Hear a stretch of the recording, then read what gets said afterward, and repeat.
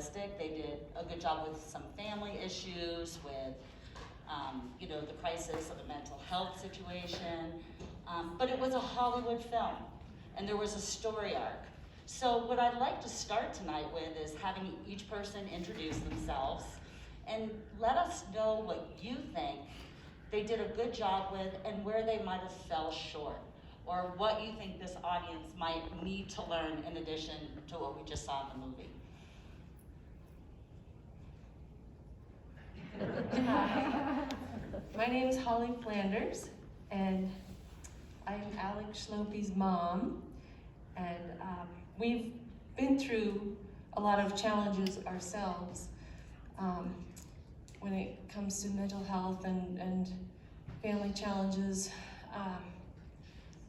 I thought the movie was very good, and yes, you could tell they were actors. I thought they did a really good job. Boy, that kid had a lot on his plate.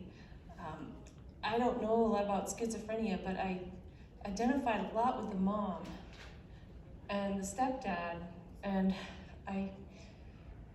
it really sticks to me that things turned around when the stepdad understood finally. The mom I could really relate to. She was there for her son, but confused, trying to do everything she possibly could. But it was the understanding that made it. It really came through in the end, I thought. Anybody else? Did they fall short? Is there something that would be important for the audience to know that wasn't portrayed? I don't know, it's interesting. There are definitely some parallels with the schizophrenia and what I've experienced. I guess it's just the whole dynamic of feeling like a target that makes it so much worse that, I don't know, I think there's a lot to be explored with what's actually going on in the brain. So yeah, I don't know. Jump right in. Know what? I'm Xavier Amador. Hi, everybody. Nice to see people, actually, not on a screen. No, I appreciate the comments I just heard. I think the depiction of what happens in families was very spot on and powerful. I had a brother with schizophrenia. I have two other relatives, one with bipolar and another with schizophrenia, close relatives. And I've been in that caretaker role as a parent. I was very moved by that, and I thought it was really, I don't know if accurate is the right word. It resonated with my experience. Also, when I think about my brother and just how lonely he felt, and that whole idea of separating the illness from the person, which I feel really strongly about. I don't even like it when somebody calls themselves a diabetic. It's like, you're not a diabetic, you're a person with diabetes. Same thing with the term schizophrenic. I really detest that. So I like that a lot about the movie. I was disturbed, and I felt it fell very short in the depiction of why he stopped taking his medication. The research that my colleagues and I did for 20 years at Columbia University and people around the world has found that side effects are important.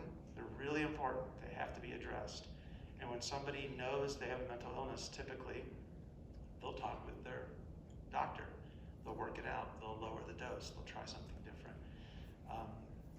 The biggest predictor of somebody not taking medication, stopping medication, is a symptom, is a tongue twister called anosognosia. And it is simply unawareness of being ill. And about half of all people with these disorders don't understand that they have an illness. And so, of course, they don't take medication. I wouldn't do it, would you?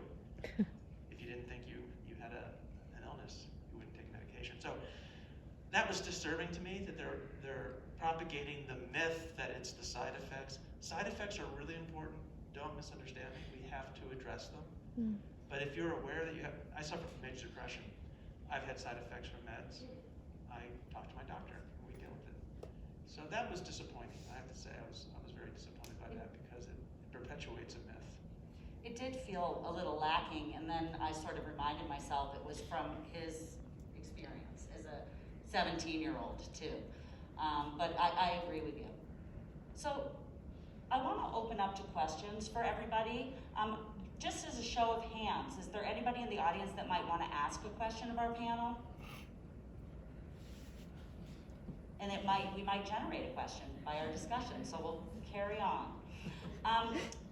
Something that really resonated with me in this movie was when Adam said how when somebody has cancer, that everybody rushes to help, and the child gets, the miracle. They get to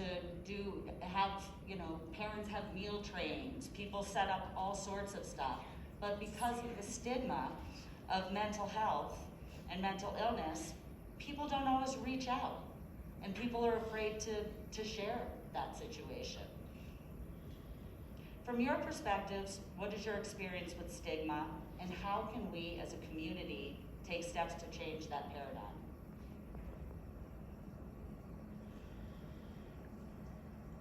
The stigma is, I guess, for me, the biggest challenge is the minute I mentioned that I had bipolar 1 or whatever, my dad didn't even know which one it was. I mean, this is just like, to me, it's like, they need a label for what's going on, and that really bothers me. I think, I don't know, it's just, once you have that label, then pretty much a lot of who you are is taken away. And that's what I felt like. I don't know, it's difficult. And I see it really hurts me seeing it, especially with other people too. Like, they have this label, and then I hear what people say behind their back too. I'm like, you know that I have that too, right? So I just don't get it. It's something that definitely needs to be addressed. And I don't understand stigma. I don't understand people talking behind other people's backs. I don't understand people putting other people down. I don't understand it. I think we should all lift each other up. If we're not, I think we're failing as a society.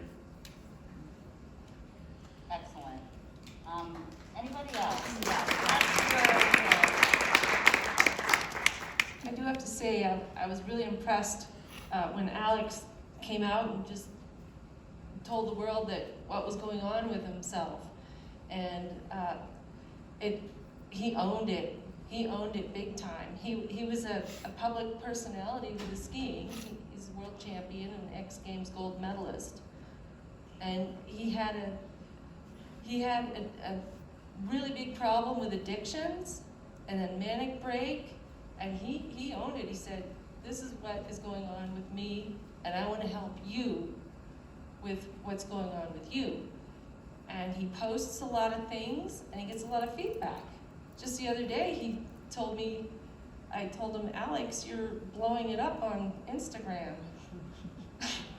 And then next day he goes, "Hey Mom, two guys just contacted me and said they didn't commit suicide because of all the stuff I've been posting."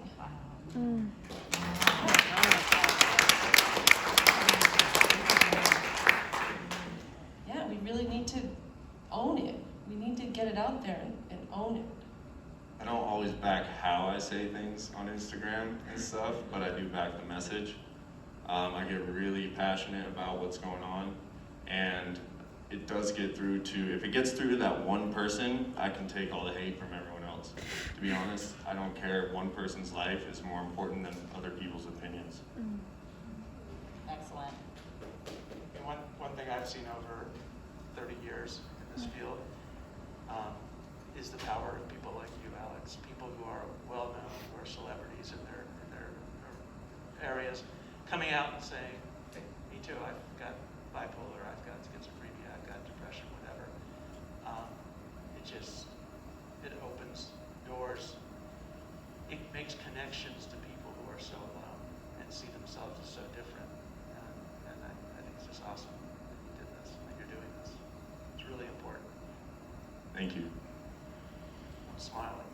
Yeah, you know, It's hard to tell nowadays. We're all smiling behind these masks because, you know, everybody knows, or should know, this May is Mental Health Awareness Month. And one of our goals in Connect is to have a stigma-free community. And I'm just really proud that everybody up here lives in Park City. And you know, we can really do that in this community. We can make that happen.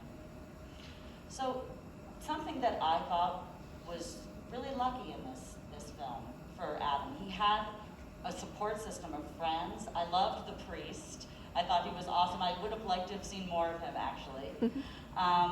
His stepdad ended up being a pretty good guy. And most importantly, he had an awesome mom. We know that caregivers can get fatigued and need support to stay strong. Sunday's Mother's Day. I want to do a kudos to you as a strong mom. And I'd also like to address this question to you. You've been unwavering in your support, and when we had our pre-panel discussion, you said, I never stopped supporting. As a parent, can you share what helped you do that, and what helps you do that moving forward? I never, ever, ever gave up on Alex. And I have another son who has challenges too. I'm not giving up. I always communicating, understanding, trying to understand what they're going through, and supporting them on their path is so important. And there's a fine line between enabling and supporting, and you have to, I mean, I'm a super caring mom. I was never a helicopter mom, but I would do anything for my kids. And we're on the verge of enabling them to, you know, we're enabling them to, to do the wrong things or to, you know, to just take advantage of us or whatever. But you gotta figure that out. You gotta figure out when to support and when to kind of be strong, put some boundaries up. It's hard. It's a continual challenge. Yeah, we had a tough one. So there's no right or wrong way. There's no guidebook. I was gonna do what I was gonna do, and we're still here, so maybe we did it right. Yeah, it was touch and go for a long time. Really touch and go. It feels like that foundational relationship that you have with each other was a real theme. Like that was there, and it feels really strong to me. And I thought, I saw that in the movie too, so I have to think that that is an important element to making it through a crisis like this. Absolutely. Parents, keep communicating with your kids. Always keep communicating and understanding them. Talk to your kids all the time. It's so important. Dr. Amador, can you chime in as, you have experience as a family member and a professional about how you take care of yourself and where you find support and give support? Well, first I just want to, on the heels of what was just said, communication, I'm going to be a science nerd for a minute again.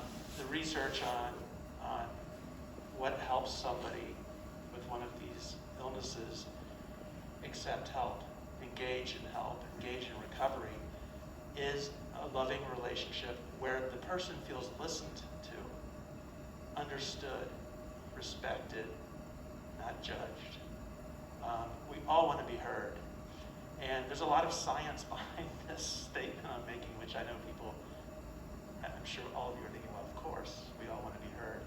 But when somebody's delusional or manic or depressed or hearing voices, it's hard to take the time to actually listen to that person and yes, talk, and the talk being focused on, I want to understand, and I want to make sure you feel that I understand you.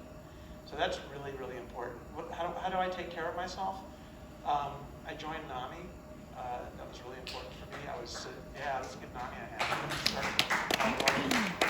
And Connect, for keeping ball rolling through Summit County in its own way, right? But connecting with other families, other family members, other people who have these illnesses also. I've talked to countless individuals who are dealing with these illnesses, and that's actually been helpful to me as a therapist outside my family. It's easier outside my family than it is within my family. But the short answer is, I'm sorry I was talking so much about relationships, but it's real important to me. It's really important. Personally.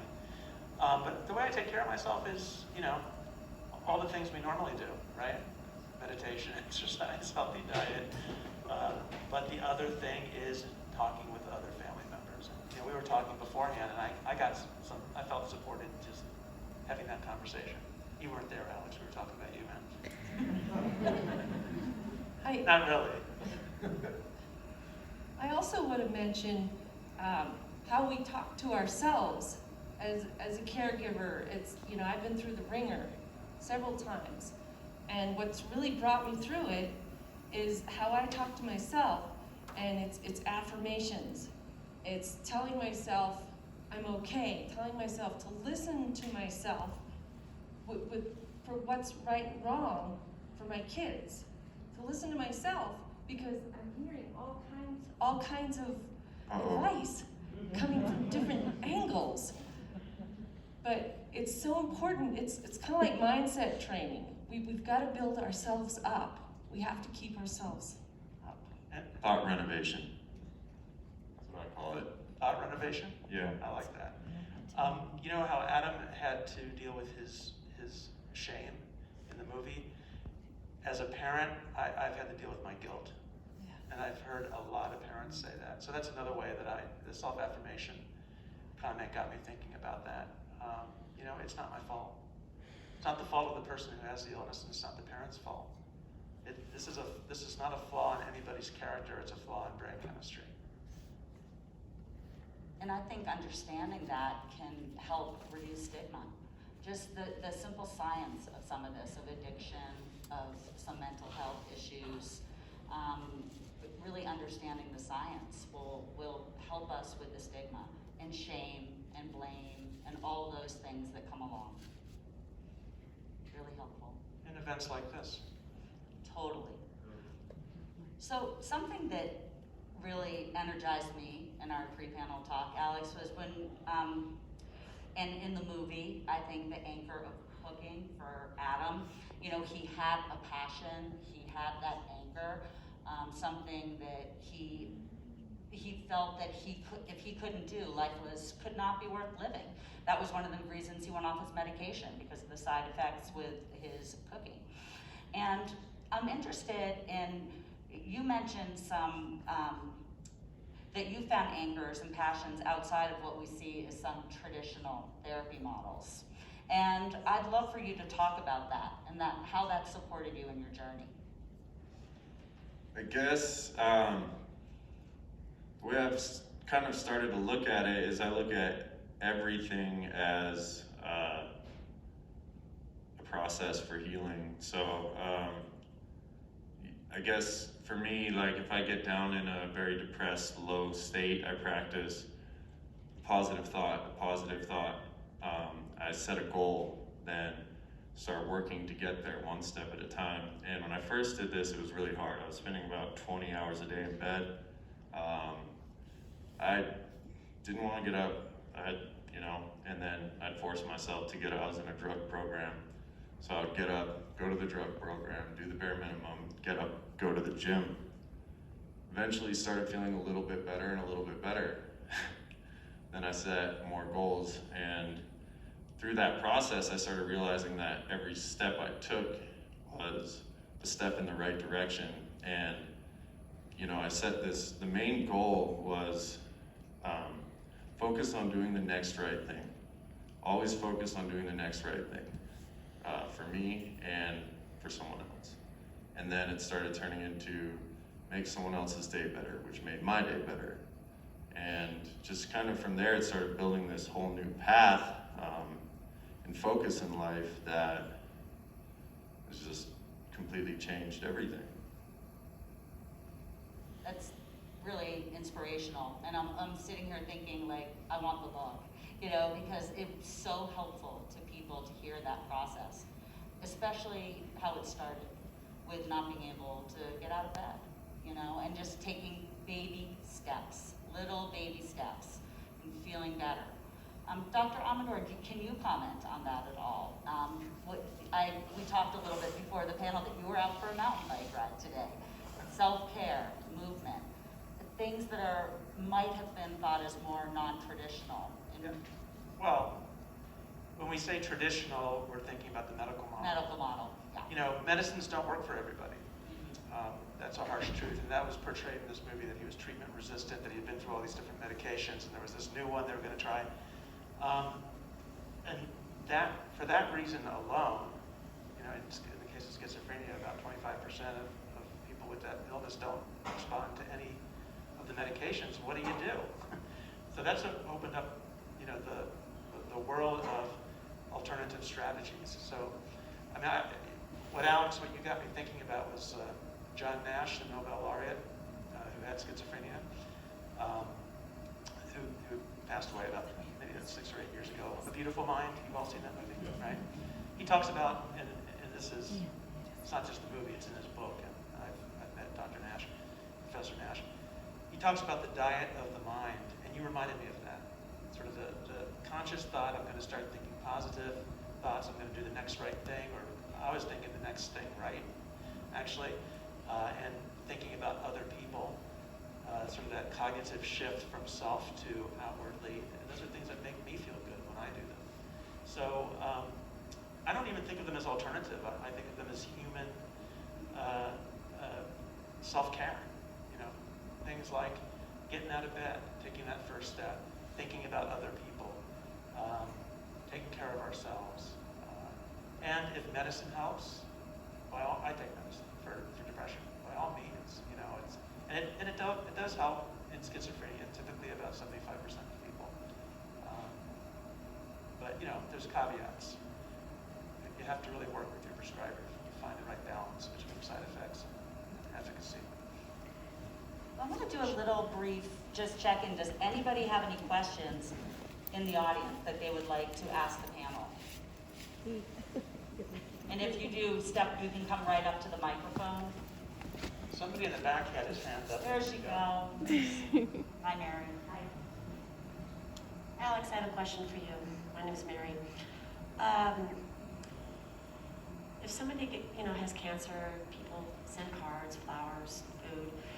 When you think back when you were in some of your lowest moments, what can people closest to you say and do that will help? That's tough. When I was in rehab, I got a letter from one person. Thought I had a lot more friends than that. But, I did it to myself. I think the best thing to do is not look at yourself as above anybody else, and, where you may be in this moment above someone else where they're at, but think about how you can lift them up, not what's wrong with them and what they're doing wrong, because in their mind that's going to make it worse, and that's going to drive them to a point that it's going to be even harder to pull out of.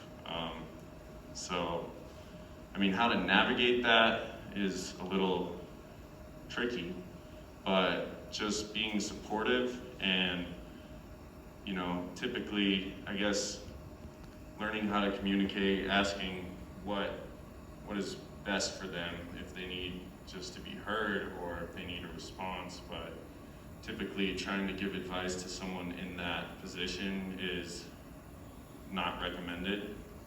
Just support and love. Great, thank you. Holly, can you think of a time when you had success or not success with helping Alex get out of the bed low? Something that worked? It's funny, once when he was a lot younger, he was acting out a lot, and it was making it really tough on me, it was just tough for the whole family. And I remember one day I was mountain biking, and I was like, you know, it was really difficult, and the voice came in my head and said, don't give up on Alex. He was 12 about at the time, 10 or 12. And so I got back to, it was my mother's house in New Hampshire, and he started acting up and, you know, doing all this stuff. And so I said, Alex, I love you no matter what. And then he started acting up again and testing me. Alex, I love you no matter what. I don't know if you even remember this, but it really made a shift. He goes, well, would you still love me if I stole something from a store? And I go, yes, that would be the wrong thing to do, but I'd love you no matter what. And then he goes, well, what if I killed somebody? And I said, Alex, I would still love you. You'd be in jail. It would be terrible, but I would still love you. And he just kind of went, whoa. And he actually made a shift then. That shifted something, knowing that he had unconditional love. No matter what he did, no matter who he was, Right. he had unconditional love. That was kind of the biggest shift early on. Thank you. To steal something from the movie, you were on his team. Like Yeah. that really resonated with me, with the That's mom. great. How she kept saying, I'm on your team, we're a team. And, you know, really came back to that. Even when she let loose on him, that look, it's not all about you. This is hard. I'm struggling too. But, you know, she came back, we're a team. Really powerful. Yeah. So, Deanna, come on up. Do you have a question? Or do you can do it from, okay. Alex, I know you're a professional athlete, and we have found in our family that sports is just such a difference maker in helping those around us that have mental health needs. I just wondered if you talked about that a little bit, and it sounds like, and it relates to you were as young as what your mom was talking about. So how has sports can help shape you and help you along the way with mental health? Kathy, could you repeat the question, please? Yes, the question, and it's a great one, is how have sports helped you on your journey with mental health, addiction? Is that? Yeah, just on the whole journey, and maybe there's times when sports have not been as helpful, but just the sports journey, I think is really interesting, especially kids in person. Absolutely. I think initially the problems and the damage and the trauma started around 8 years old. My dad left one day and didn't come back. I immediately contemplated suicide and started acting out. And my mom found gymnastics, which was a place to channel whatever was going on up here. And that was what changed my life. I mean, I don't know what would have happened without that. Don't particularly want to think about it. But finding that sport and something to channel that anger and that confusion and kind of find a purpose. And I immediately was good at it and wanted to push myself. I had a great coach, and he kind of pushed me towards free skiing, but healthily pushed. He's like, you should try this, I think it would be great for you. And I immediately fell in love with that, started competing and started pushing and winning. And then just having that sport, it was good. And then, but getting to a high level and that competitive atmosphere may have not been so good for the mental health, especially when I started setting goals really high, and when those goals were missed, that's when things kind of tumbled back down. And then in retrospect, I'd say it's a blessing, because now I kind of have a deeper understanding of how to get out of it, and I want to help other people help them figure out their way out of it, or if they're entering it, help them find a better path. So sports are great. There's a lot of things, everybody has a niche that may or may not be discovered yet. So I think it'd be really key to the misunderstood people like me to find a niche that they can feel purpose and a part of and allowed and loved and discover their greatness, because I truly believe everybody possesses greatness. Thank you. Yes.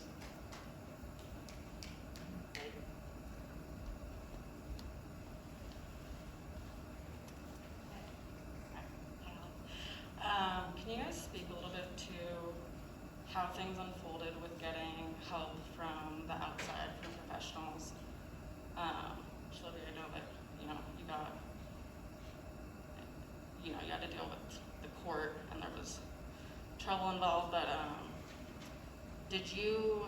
was there a certain point where you felt like you knew you wanted help and support, or was that like Holly noticed it, or what, like how did that all play out?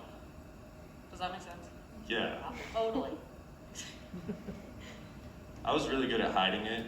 And there's that illusion of being, whatever, a high-level athlete or, whatever, and you can get away with too much, honestly, and I think a lot of people do. And nobody really wanted to call me on it. I knew it. I wanted help the whole time. I was scared to ask for help because admitting your flaws when you're in that position is frowned upon, I guess. And I don't know. I just continued to mask and hide and pretty much suffered in the shadows to the point where, it just, there was no way out, to be honest. There was no way out. And, to be here today is a miracle. And I knew he needed help, but I had no clue where to turn. I couldn't go to him and say, Alex, you need help, And I also didn't have a lot of money to send him to expensive programs. A wilderness program or something would have been great, but I didn't have the money to do that. And it was a tough situation. I was clueless. What can I do? How can I help him? And so I just, I couldn't get him into a program. He finally did that himself by getting arrested, which wasn't too good. But that kind of started things turning the other way. So, in closing maybe tonight, do you have a question? Come on up. Yep, absolutely. We have time. Hi guys. So I have two comments and a question here. I'm a 20-year sort of caregiver, and I've learned from a lot of people. And one of the things that people have asked is, how can I get started? How can I help? Well, this room is the start of that, and it's the start of breaking the stigma, and it's the start of communicating that if everyone went away and didn't just keep this to themselves, but told 2 or 3 people about tonight, what they saw, the fact that Park City has representation, we have a starting point, we can grow from here. I think that's a huge step. So that's the first thing. The second thing, I want to give a shout out to Dr. Amador, who I got to meet tonight, which was a huge, huge pleasure. He wasn't aware, but 15 years ago, he was our crisis point for my brother, who was lost for about 18 months. We discovered him in incarceration, and we were connected with Dr. Amador, who put us in touch with an entire suite of starting points, because we knew nothing about the care services out there. Legal, representation, housing, medication, doctors. So I just wanted to thank you, because the impact you made on our lives, and now my parents are hugely responsible. So thank you. You're thanking me by passing it on. You're thanking me by passing it on. Just keep doing what you do. Yeah, keep Advocate for other people. So we're still involved. But my question to you, I wanted you to have you maybe speak about your research that you said you've been doing. I couldn't pronounce the name. It's to do with insight. Can you tell the audience a little bit about it and maybe what you've learned? It's very personal, because my brother had this problem. For his entire life, he never understood he had any problem. He didn't believe he had schizophrenia. And so the research that's been done, and I won't bore you with all the details of the research that's been done for the last 30 years, points to this unawareness. It's not denial. It's another symptom, just like the hallucinations we were watching. The person had no control over the belief there's nothing wrong. And it's called anosognosia. I didn't come up with the word, sorry. It's a tongue twister. But the good news is that we know how to engage people with us, and offering them treatment, offering them support. And we start by listening and empathizing with the person, working on their goals, not labeling them. It's person-centered communication. So that's what we have a nonprofit. That's what we teach. We teach about this problem, which affects 50% of all people with schizophrenia. So that alone is 1.5 million people in the U.S. And they're the people who end up homeless in our criminal justice system, off meds. My brother was that person for 7 years. In the end, he stayed reliably in treatment, a range of treatments, not just medicine, for the rest of his life.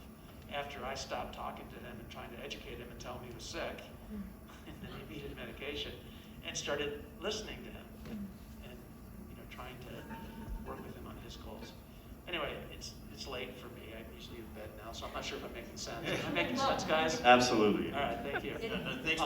Yeah. Follow on with that is when you're trying to talk to them and you can't relate to what's the dialogue's happening, how do you continue the conversation when it's often left field and the stories are so delusional?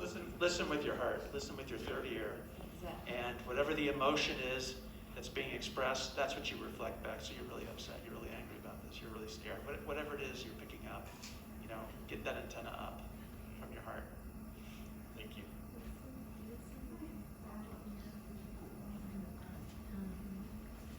While you're coming up, I'm going to say that Connect does, with Dr. Amador, we do a training every so often that it talks about your process.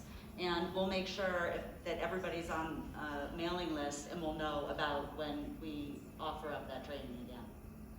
Really helpful, I've done it. I remember. So, good evening. My name's Ann Brown, and I'm the president of a nonprofit called the Cook Center for Human Connection. And Holly, I wasn't planning to speak, but you spoke so eloquently about how difficult it is to be a mother, especially with low resources and not knowing what to do. And one of our Cook Center projects is actually part of Communities That Care, and it's called parentguidance.org. And it's a free resource that allows that has courses from licensed therapists to just give parents, an hour of easy information on different topics: depression, anxiety. I don't think we have bipolar in there, but we'll work on it. But it's a resource that you can get through, like I said, Connect. Mary Krista's organization. Communities That Care. Communities That Care, thank you. And then also it's available on the Park City School District website. It's free to anyone, free to the public, but it is that resource when it's the middle of the night and you say, I don't know what to do. And I don't have a therapist I can call right then. It's a place that you can just get some answers and get some discussion points to help your children. So I just wanted to make that available. And we'll make sure that we have access to that on our Connect website too. We have a resource line as well. And I think, what I'm hearing is that as a community, we really need to put our heads together to have more safety nets and more support and more accessibility to mental health care. And this is something that, I'd like to really ask everybody what your ideas for that would look like. What would a safety net look like? What things do you think this community needs to have in place to support help? Well, that's a big question. It's a big question. A big answer. I mean, the miracle question. I'm just gonna riff off of Alex's story, what you mentioned about getting in the criminal justice system, sort of being a pathway to treatment. You know, mobile acute crisis teams, and I know that was just launched recently. I'm not sure where they're at. That's just a very powerful, very well studied, positive way of engaging people, saving them from ending up in jail and with charges and third-degree felony convictions, and instead getting them and helping them accept treatment and engage them in recovery. So that's, you know, if I had to pick one thing, that's the one I would pick. There's lots of other things I'd pick. You know, I'll say real quickly, we need more psychiatric inpatient beds. Desperately, there was a big cutback in the 1990s. The depiction of the inpatient unit really, really, really bothered me. His 4-point restraints and people visiting and coming in is absurd. It is literally just, you know, Hollywood screenplay, right? I was just going to say that was the Hollywood piece. I've worked in Dramatic. inpatient psychiatric hospitals. You don't have people visiting. You rarely do restraints anymore. They do still happen. When they happen with compassion and respect and a great deal of privacy. So we need psychiatric beds, but not like that. Not like that one. Sorry. Point well taken. Holly wants to say something too. Yeah, I'm naive, but I think that the police need to be trained in this type of thing. Like, I was really scared when I needed help with Alex a couple times, manic break type of help, and of course they need to be trained in this. They need to have more social workers doing this type of thing and less enforcement. There needs to be more understanding. I mean, it's really dangerous sometimes. It's scary. Things have changed here in Park City.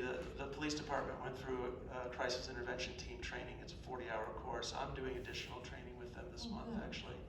So that things have changed. I don't know how recently the CIT training was. Do you know, Lynn? No? Or anyone? Do you know? Anyone? I don't know. CIT training, I think, happened a couple of years ago, which is the 40-hour course where the police officers learn command and control. Sort of the command the situation and control it.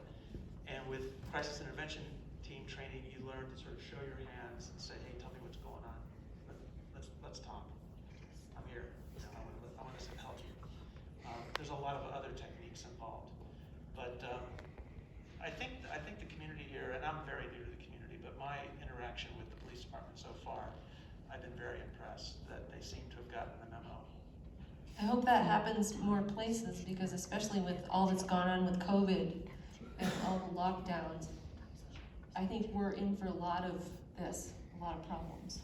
And I think we're having a national discussion about the police and how we need social workers, not police, in a variety of situations. So it is, I'm energized that we're talking about it, looking at it. The young people seem to be very interested in looking at this in a new way and pushing that. So we have a question. Well, it's just a comment actually, just on that. I just had to say something because she talked about the police department here, and my brother-in-law is a consumer, and he lived in Park City for several months last year and came into contact with the Park City Police Department on numerous occasions. It actually makes me really emotional because they had so much compassion for him, and they sat on the side of the road with him on one day for 90 minutes, ready to arrest him and handcuff him, and instead they got through to a situation with him where they could get him to agree to go with them to treatment, to hospital, instead of being taken to jail. And it was, it could have been a very different situation because he had knocked somebody over and it was an issue and it was a whole thing. They were incredible. So what you just talked about that training is working. In our experience, I really don't want to say that for everybody and to assume that that's the case everywhere, but for us it was amazing. And hugely grateful to them for that. So I feel like there's hope. That's a wonderful story, and I hope you'll write a letter to the command. You know what? County Absolutely. command, and Absolutely. Let them know. Yeah, we will. We've I stayed. know they'd appreciate it. Yeah, we'll do that. Anyway. That's awesome. Any other questions? And Deanna, how are we doing on time? We're over. Okay, that's okay. I know it's like for some of us, we're like 9:30. That's past our bedtime with COVID. Well, I want to thank everybody for coming and for you guys to offering real situations and support and hope. And my hope is that this community will continue to talk about mental health issues, about gaps that we have, about collaborations, role models coming forward to be ambassadors, to open up this discussion. And we just really appreciate everybody coming out tonight. It felt really good to be out in public tonight. And I was a little worried about it at first. So thank you.